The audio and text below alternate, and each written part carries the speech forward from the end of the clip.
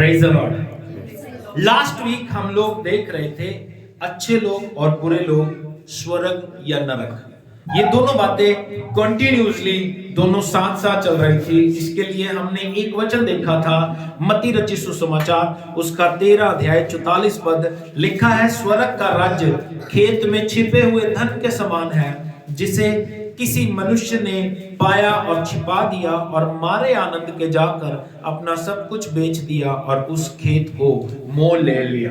जब मैं इस बारे में सोच रहा था, जैसे मैंने लास्ट वीक भी बताया था, जब मैं इस बारे में सोच रहा था कि अब मैं इस संडे क्या बात करूंगा प्रभु, तो प्रभु ने उसको कंटिन्यूस करने को कहा। क्योंकि मैं आपको बताता हूं, एक ही मोटो इंसान का होना चाहिए कि मुझे स्वर्ग में जाना है।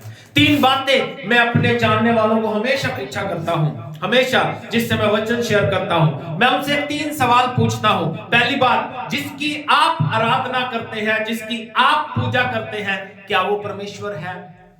दूसरी बात, क्या वो आपके पाप माफ कर सकता है? तीसरी बात, कल जब आप इस दुनिया को छोड़ोगे, क्या आपको वो स्वर्ग लेके जाएगा? स्वर्ग का रास्ता यीशु मसीह के अलावा कोई नहीं है। आज जब हम यीशु मसीह के साथ जीते हैं, मालूम, हमें एक ही प्रिपरेशन, एक ही तैयारी हमारी होनी चाहिए कि हम स्वर्ग में जाएं, उसके साथ राज्य करें, उसके राज्य में बैठे। जितने लोग बाहर हैं, अंदर आके वचन सुनो। परमेश्वर का आदर करने की आदत डालें।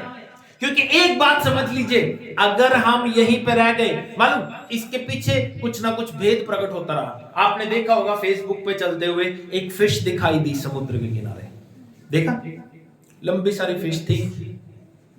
और जब भी वो दिखाई देती है, कुछ ना कुछ प्रॉब्लम्स होती हैं। लास्ट टाइम जब वो कितने साल पहले दिखाई देती थी?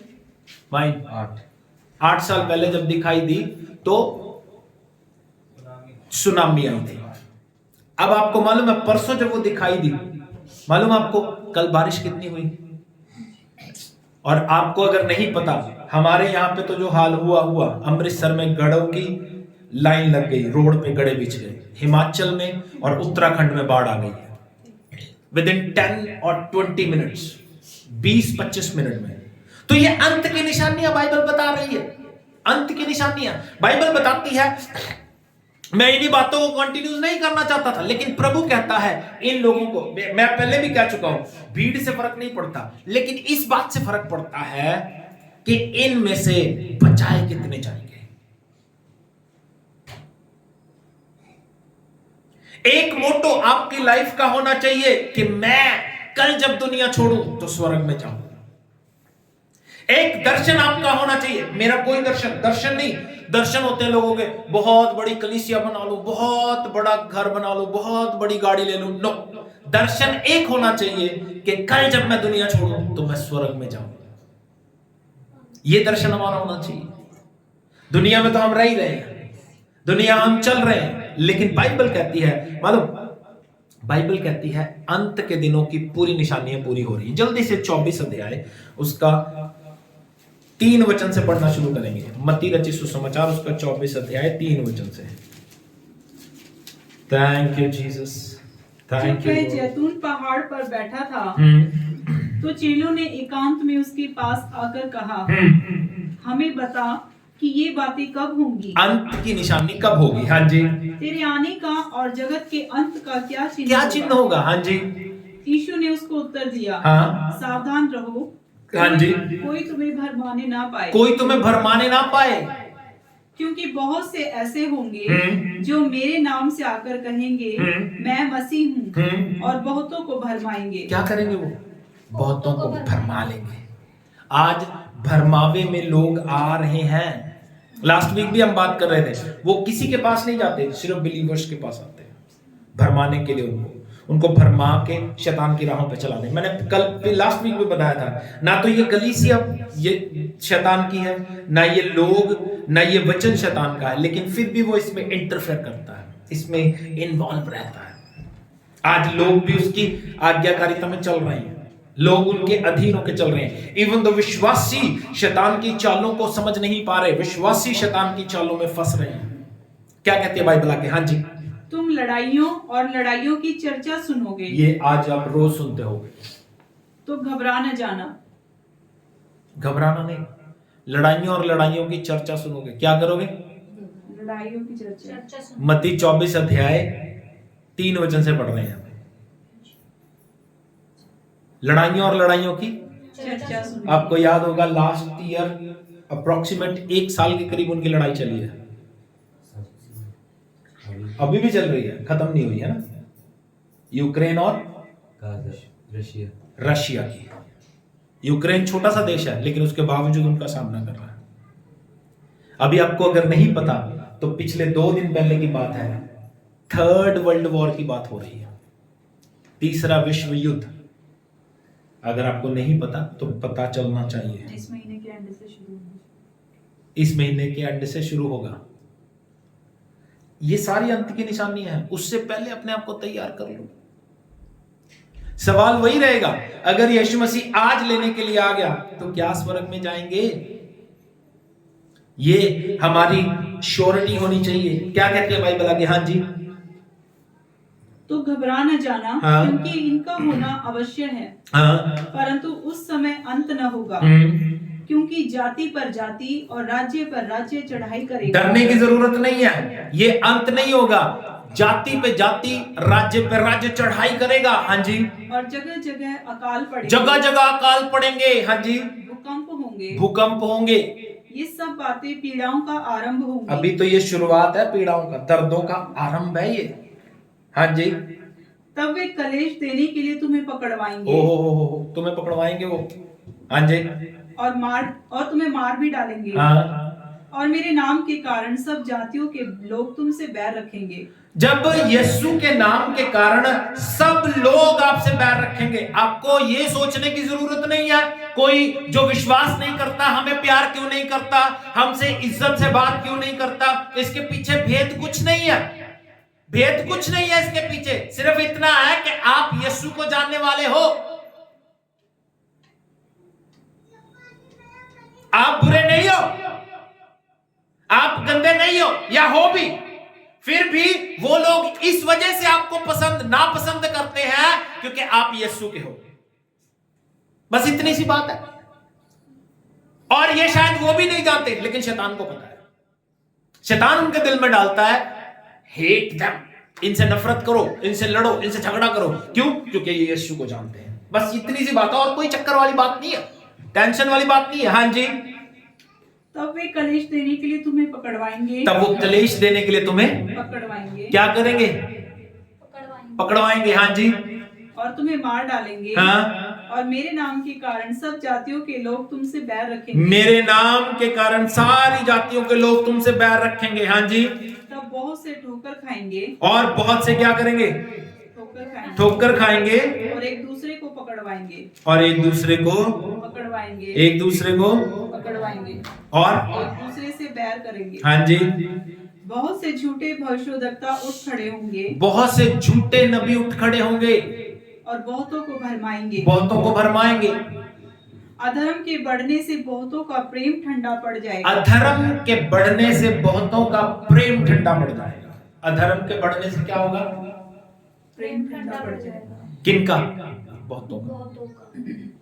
शायद हम आज यीशु मसीह से प्यार करते हैं, कल जब हम पे सताव आए, जब लोग कहें कि हम आपके बच्चों को मार देंगे, आपके माँ बाप को मार देंगे, यीशु का इनकार कर दो, यीशु को छोड़ दो, तब हम पता चलेगा किस लेवल पे खड़े हैं, किस स्टैंडर्ड पे खड़े हैं, यीशु मसीह के साथ प्यार करते हैं या नहीं करते, या अपनी जिंदगी से प्यार करते हैं, तब पता चलेगा।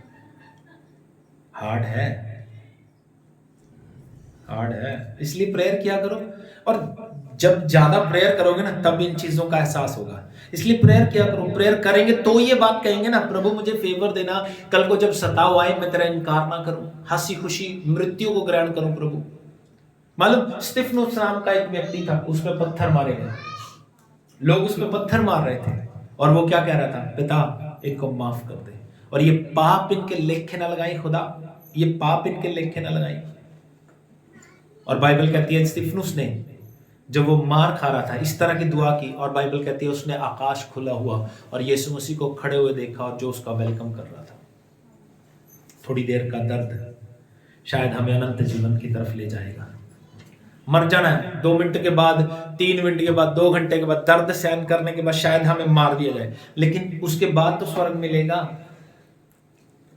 एक बात जो बाइबल कहती है, यहां पे लिखा है, बहुत सारी बातें लिखी हैं, लोग आपको भरमाने ना पाए। झूठे नबी आज भी खड़े हो रहे हैं, झूठे नबी आज भी उठ रहे हैं।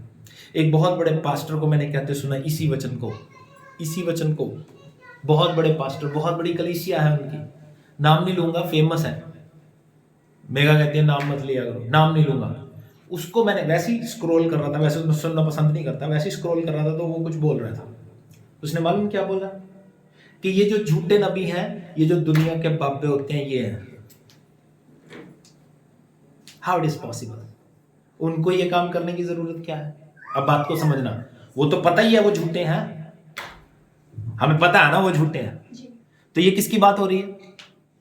जो क्रिश्चियन लोग हैं, जो क्रिश्चियन नबी हैं, लेकिन वो इस चीज को इस तरह एक्सप्लेन कर। इसीलिए मैं उनको कहता हूं यार, वो लोग उनके पास शिक्षा की बात नहीं है, उनके पास वचन की बात नहीं है, इसलिए मत जाया करो। लोग जाते हैं, मर रहे हैं, मरने दो, हमने क्या लेना। लेकिन बाइबल एक बात कहती है, जब आप वचन का प्रकाशन आपको मिलेगा ना, तब आपकी लाइफ में चेंज आएगा। ये प्रकाशन हमारे दिमाग में नहीं चाहिए, ये प्रकाशन हमारे आत्मा में चाहिए। ये रेवलेशन हमारे आत्मा में उतरेगा ना, जब वचन समझ आ जाएगा तब बात बनेगी। और यहां पे लिखा है झूठे नबियों से, झूठे भविष्यवक्ताओं से सावधान, वो हमें भरमाने के लिए आए हैं। और बाइबल कहती है इन सब के बाद वचन का प्रचार पूरी दुनिया में कर दिया जाएगा, उसके बाद बाइबल कहती है अंत आएगा, उसके बाद अंत आएगा। लेकिन एक वचन जिस पर मैं आपकी गौर करवाना चाहता हूं, इस अध्याय का आखिरी वचन पढ़ के देखो क्या कहती है बाइबल। 51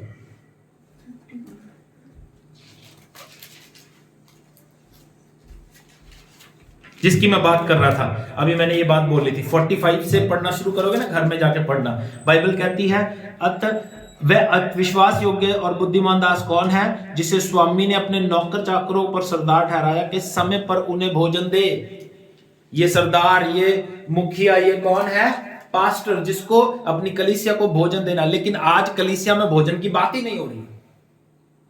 लेकिन बाइबल क्या कहती है आगे सुनिए, 51 वचन। हाँ जी। तब वह उसे भारी ताड़ना देगा, तब परमेश्वर उस दास को जिसे उसने ठहराया था भारी ताड़ना देगा, और उसका भाग कपटियों के साथ ठहराएगा। और उसका भाग कहां ठहराएगा? कपटियों के साथ। कहां ठहराएगा? कपटियों के साथ। एक बात समझ लो, जो जीवन हम जी रहे हैं, इससे 2 ही काम होंगे, या तो आप स्वर्ग जाओगे या नरक जाओगे। बात समझ लो, मरने के बाद इंसान कभी मरेगा नहीं, या तो वो अनंत जीवन में स्वर्ग में राज करेगा, या अनंत मृत्यु में नरक में राज करेगा। वहां पे मरेगा नहीं, आत्मा कभी मरता नहीं है। मालूम, एक बात मैं आपको जल्दी से बताना चाहता हूं, आपको मालूम नहीं है तो 2 बार इसकी 2 पॉलिसीज हैं, 2 थ्योरीज हैं, और दोनों मैंने यूट्यूब पे ही सुनी है। एक कहते हैं 1970 में रशिया में उन्होंने एक जमीन खोदनी शुरू की, जिसको खोदने में 25 साल लगे। कितने? और उसको खोदने में 25 साल लगे, और उसको खोदा गया 12.8 किलोमीटर तक। कितने तक? 12.8 किलोमीटर तक। जब उसको खोदा गया जमीन को, तो नीचे से अचानक से एक व्यक्ति के दिमाग में आया कि क्यों ना कुछ सुना जाए, नीचे हो क्या रहा है। उन्होंने एक माइक लगाया और माइक में से कुछ सुनने की कोशिश की। जब वो सुनने लगे तो उनको क्या सुनाई दिया, अब सुनिएगा।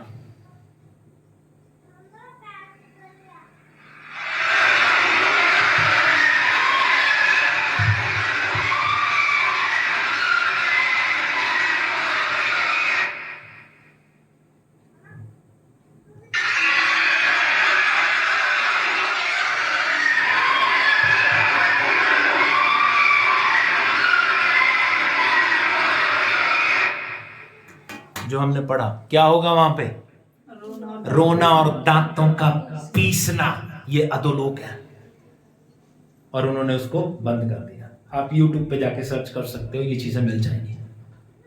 उसके बाद खोदना, या तो ये वहां पहुंच जाते या वो लोग बाहर आ जाते। बाइबल एक वचन कहती है, इसको भी जल्दी से पढ़ेंगे। मत्ती रचित सुसमाचार उसका 13 अध्याय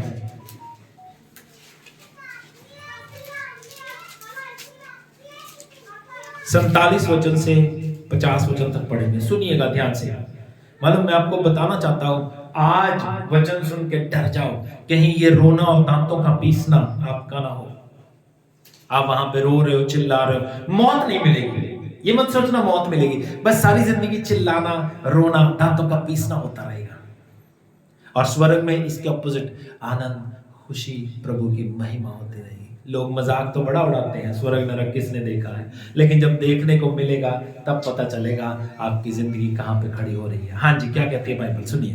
फिर स्वर्ग का राज्य उस बड़े जाल के समान है। बाइबल कहती है स्वर्ग का राज्य उस बड़े जाल के समान है। वी आर टॉकिंग अबाउट स्वर्ग और नरक, अच्छे लोग और बुरे लोग। बाइबल कहती है स्वर्ग का राज्य उस बड़े जाल के समान है। हाँ जी, जो समुद्र में डाला गया, जो समुद्र में डाला गया, और हर प्रकार की मछलियों को समेट लाया, और हर प्रकार की मछलियों को समेट लाया। हाँ जी, और जब जाल भर गया, जाल भर गया तो मछुए उसको किनारे पर खींच किनारे पर ले आए, और बैठकर अच्छी अच्छी तो बर्तनों में इकट्ठा की, अच्छी चीजें बर्तनों में इकट्ठा की, और निकम्मी निकम्मी फेंक दी। निकम्मी फेंक दी। हाँ जी, जगत के अंत में ऐसा ही होगा। जगत के अंत में ऐसा ही होगा। स्वर्गदूत आकर दुष्टों को धर्मियों से अलग करेंगे, दुष्टों को धर्मियों से अलग करेंगे, और उन्हें आग के कुंड में डालेंगे। कहां डालेंगे? आग। यही कुंड जहां पे ये चीखना चिल्लाना चल रहा है।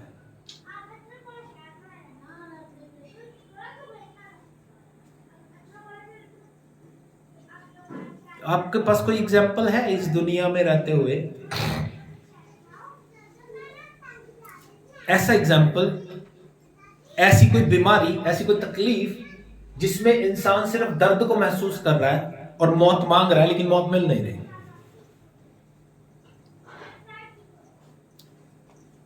बोलो। मैं 2 एग्जाम्पल दे सकता हूं। एक मां जब बच्चे को पैदा करती है ना, उसको बहुत दर्द होता है। एक शोध के अनुसार, एक खोज के अनुसार ऐसा लगता है जैसे 600 हड्डियां एकदम से टूट गई हैं। दूसरा मालूम है? कैंसर। कैंसर वाले व्यक्ति को आपने तड़पते देखा नहीं कभी? कैंसर वाले व्यक्ति को तड़पते देखना, वो चाहता है मर जाए लेकिन मर नहीं पाता। मालूम एक्सपीरियंस कैसा होता है? कीमोथेरेपी होती है। कीमोथेरेपी वेन्स में कुछ इंजेक्ट करते हैं जिससे उसकी वेन्स स्वेल्ट हो जाती है, और वो इसलिए करवा रहा है कि वो हील हो, लेकिन वो हील में पेन महसूस करता है। बाल झड़ जाते हैं, गंजा हो जाता है, सोचता है मर जाए लेकिन मरता नहीं है। मरने का समय उसका डिसाइड है कब मरेगा, लेकिन उस फील्ड में भी मालूम ये एक्सपीरियंस वैसा ही होगा। इंसान चाहेगा मरे, लेकिन चिल्लाता रहेगा, दर्द होता रहेगा, जलता रहेगा, अधोलोक में सड़ता रहेगा, लेकिन मौत मिलेगी नहीं। बस ऐसे चिल्लाना ही होगा। और ये सच्ची आवाजें हैं, रिकॉर्डेड सच्ची आवाजें हैं। दूसरा कहना इनका ये है, 2009 में इन्होंने खोज की थी। आई डोंट नो कौन सा सही है कौन सा नहीं, अलग अलग लोग अपनी अपनी बातें करते हैं, लेकिन हाँ ये सच है कि इन्होंने खोज की थी। पहले वाले में वो बताते हैं 25 साल, और 2009 में जो कह रहे हैं उसमें उन्होंने बताया कि 19 साल लगे उस गुफा को बनाने के लिए। कितने किलोमीटर? 12 किलोमीटर जमीन के अंदर खोद दिया उन्होंने।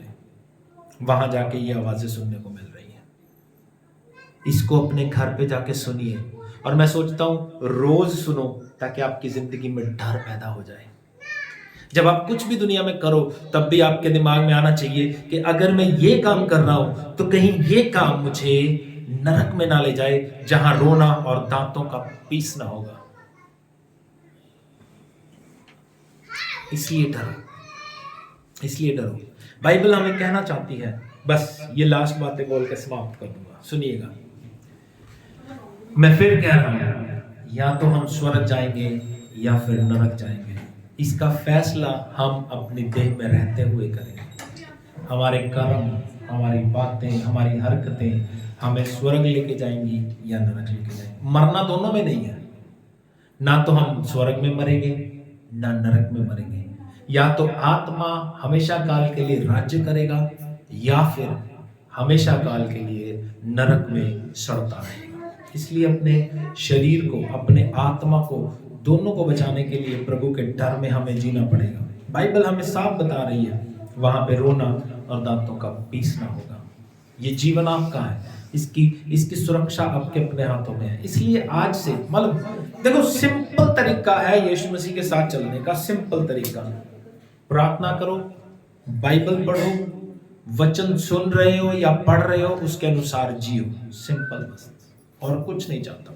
कोई दुख वाली बात नहीं चाहता, कोई प्रॉब्लम नहीं देना चाहता आपको, कुछ नहीं चाहता वो रगड़ के आओ, घिसड़ के आओ उसके पास। नो, वो चाहता है अपनी जिंदगी को बचाओ और अपने जीवन को बचाते चले जाओ। ये लास्ट बार एक बार फिर सुनो और उसके बाद डर जाओ।